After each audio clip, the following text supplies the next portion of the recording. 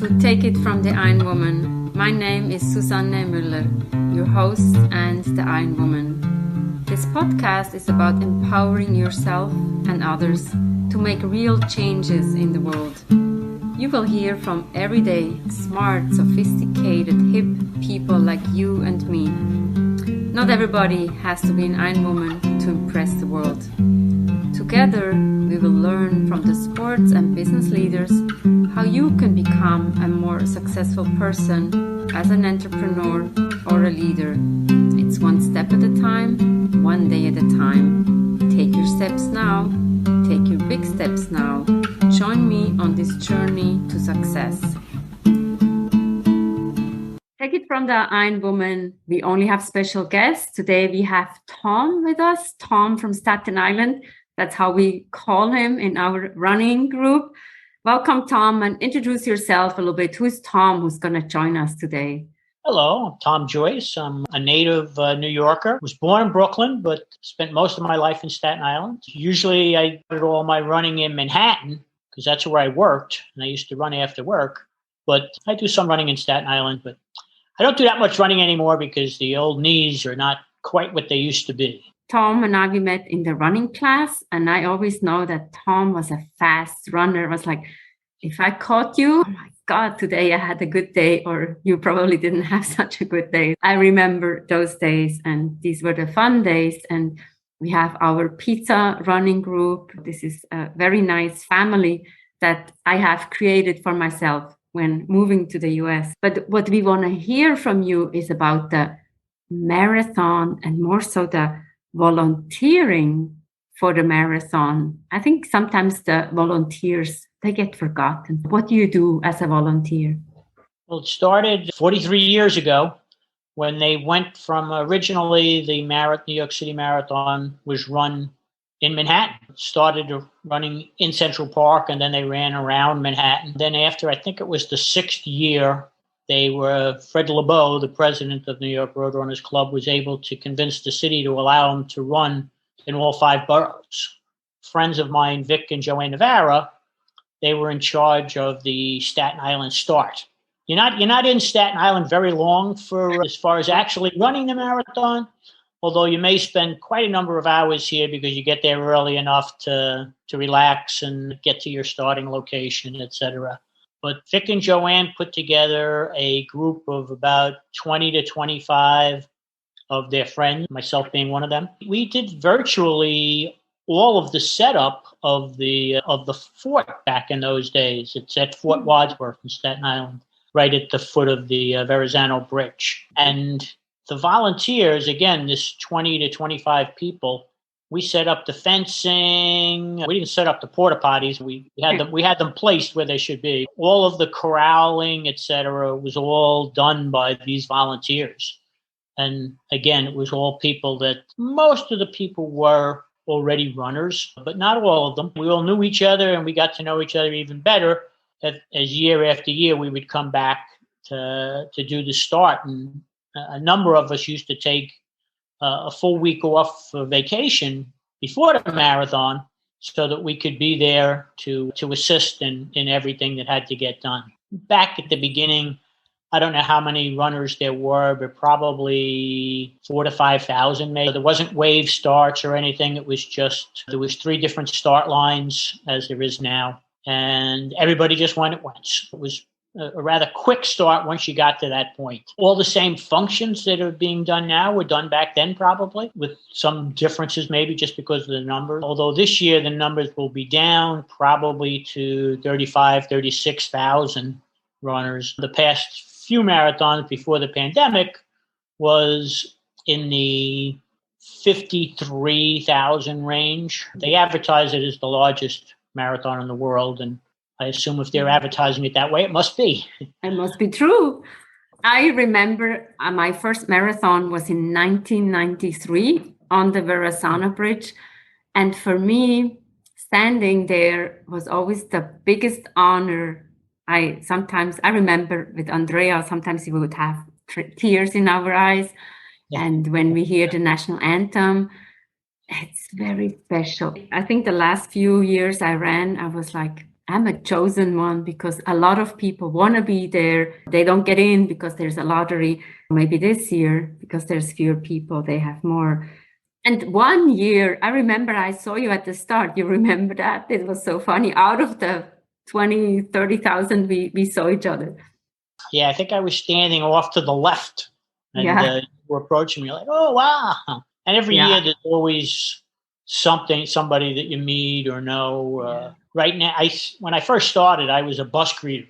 As the people got off the bus, we just directed them as to where they had to go and told them to have a good run. And we had to make sure that they had an authorized number for the race. Believe it or not, people trying to sneak in to run 26.2 miles. And from that, I moved on to, I was security for the elite runners.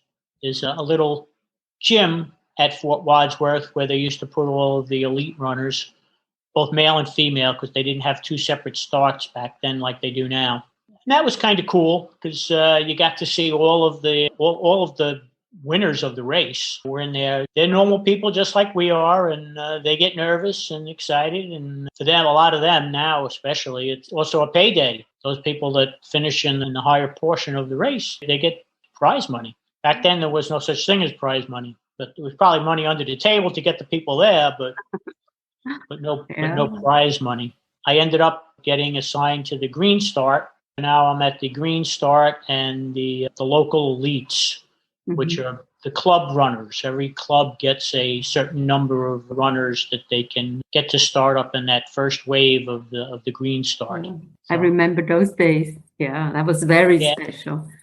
Yeah, and it's and they still keep that. They have a number of special groups. Obviously, the winners now, or the potential winners, they're not even kept at the base anymore. They're kept off site, and they come in right before the start of the race, type of thing, because the race just got so big that Fort Wadsworth was just running out of room where to put all of these people. So all of the about 100 or so elite runners will have a special spot a little off the base, not far away, obviously, but off the base where they will congregate and do their exercising and stuff before the race, and then they'll come in. But the local elites, which are the club runners, they don't get quite as much a privilege as that. They do get to go to the beginning of the Green Start. That's pretty helpful for a lot of them. And it's a nice little perk for them. It's the New York Road Runners is basically saying thank you for supporting us during the year, because the club runners do a lot for the New York Road Runners Club itself. This was their way of saying thank you and letting it right up front. Then they're on their own. They're on their own once the gun gets off. What kind of stories do you have? You said you've done it 44 years. And this year will be the 50th anniversary, so 44 years in a row. I think you need to also mention 1 year you were a volunteer, but you also ran the marathon. How crazy is that? That was super crazy. I've actually run the New York City Marathon 3 times, and each time I also volunteered.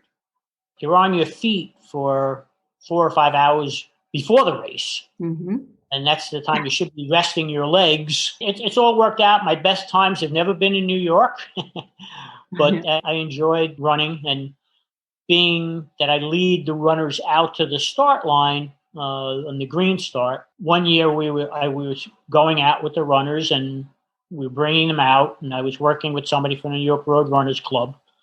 And on my way out, knowing that we were getting close to the start, I took off my sweatshirt and my New York Road Runners jacket, etc., and gave it to, I think my daughter was with me that year, and she held it for me till after the race. And then all of a sudden, I'm walking around in the front telling people what to do, and the gentleman from Road Runners Club turns around and sees a runner where he's not supposed to be. So he comes running and starts yelling at me until I turn around. He goes, "Oh, it's you." I said, "Yeah, I'm running, but I'm also a volunteer." It worked out fine. He wished me a good race, and I handed him my bullhorn. And I don't go out with the very first runners because I'm not that kind of I don't have that much speed. But I did get out in that first wave anyway. It was good. Since my kids I have one daughter, one son, they usually back in those days would volunteer with me also. now they have their own families. They don't have as much time to do that. They've always enjoyed coming down and helping. And it's the kind of thing that, again, since we started with 25 people, we've seen generations of people come and help. That group has sort of splintered out a little bit now because people move. And since the race just got so enormous with the number of people, that it's a lot more, I don't know what the proper word would be. There's still volunteers there, but they need so many more volunteers. And a lot of those original 2025, there's probably 8 to 10 of us still left. But the other people have either moved or in some cases passed on because it's been such a long time. But some of them have their sons and their daughters and whatever that are coming up the ranks also as volunteers to assist. Don't know if I should term it as a fun day, but it's a good day. And you hope to get good weather for the runners, and typically that has been the case. Special day for all the runners. Our hearts are beating a little higher. You have been or you will be in the Hall of Fame. Tell us about that. I think that's pretty cool. Yeah. Right before the pandemic, I guess, and it actually happened during 2019, the New York Roadrunners Club started a volunteer Hall of Fame. They inducted 10 people that first year, myself being one of those people. I have a nice little Tiffany apple with my achievement on it, which is a nice honor. There's a plaque, although I haven't, with the pandemic, I haven't been up to the New York Roadrunners Club in quite a while. There is a plaque up there somewhere that lists those people that have been put into the Volunteer Hall of Fame. I was the only one from Staten Island. The rest of there's volunteers, obviously, in all the boroughs. Most of us spread out and in the longer courses, like in Brooklyn and Queens, where you're running for big distance. Obviously, Manhattan is a big number of volunteers, and that's probably had the most people put into the Hall of Fame was Manhattan. I'm very honored to have you on the podcast, like somebody who is in the Hall of Fame. And you can do it too. Just volunteer for 43 straight years, and you'll be in. As a runner, for me, the first few years when I was there, again, it's a super honor to be there. But what I think is impressive to see is like how many people are bringing their sweaters, their extra pants, their sometimes shoes, blankets and stuff, and then you put them in boxes it's filled with goodies and it goes to somebody who is in need. I think that's also something that I want to mention, that yes, we look at the fast runners, but runners can also be donating their stuff that they don't need anymore for somebody who is in need. Yeah, exactly. They have containers there at the beginning of the race where you can actually put any discarded clothing. And Goodwill is the name of the group that actually collects it all, with a big assist from UPS. UPS does a lot for the New York City Marathon. And they collect that, and I don't think it all gets actually used for, it's a sweatshirt. Not all of that gets put back on somebody else's back. I think a lot of it gets turned into other things that they sell that they can keep providing services, meals, et cetera, and clothes for those people that need it. But it's a huge effort with being at the start. After that last wave goes through, in between each wave, they try and clear a path for the next wave that's coming out. And if it's a nice day, people will be shedding a lot more clothing. Whereas if it's a little on the cool side, especially the runners in the back, will be holding on to their sweatshirts and sweatpants and everything. I've actually, runners often in races have what they call a throwaway. When you go to a race, and I usually do at least one half marathon a year now, if you have a throwaway, especially in the colder weather, you actually have that it's something that you don't want back again. You throw it away. A lot of times, especially with that first wave, you have runners, especially the international runners who were here. They've just bought all new stuff. Some of them, because some of them come back year after year, especially with the local competitive group. They know, they come over to me and say, well, would you want this sweatshirt or this sweater or whatever yourself? If it's brand new and whatever, sometimes I'll say yes. That'll be my throwaway for the next race. We've recycled it for at least 2 races anyway. Most of them are brand new. Maybe because they're the fast runners, you get their energy, it rubs off, and that's why you're so fast. Now I get your secret. Well, I used to be a decent runner, and you were always coaching whatever back in those days. My knees just don't carry me that fast anymore. I do more walking than I do running. But as they say, every day you get out there, though, is a good day. Hopefully this year you get a nice jacket or a nice sweater. You might not see as many of the people that usually come back here if they've got their wish of lower numbers. It would have been nice if they could have still done their 50,000 plus runners out there. But it's going to be a good day, and we'll see Tom out there. Thank you so much, Tom, for sharing, and also congratulations on the Hall of Fame. Thank you. Thank you very much. Have a good one. How nice to talk to Tom from Staten Island, the volunteer for 44 years. 44 years, every first Sunday in November, he's at the start line. Take it from the Ironwoman. We have episodes every Monday, every Wednesday, or even more, especially when the marathon week is coming up. There's something for everybody. Get inspired and also get the book, Take It from the Ironwoman, Global Business Coaching with Sports Parallels. Get it now. Don't miss out. Thank you so much for your support.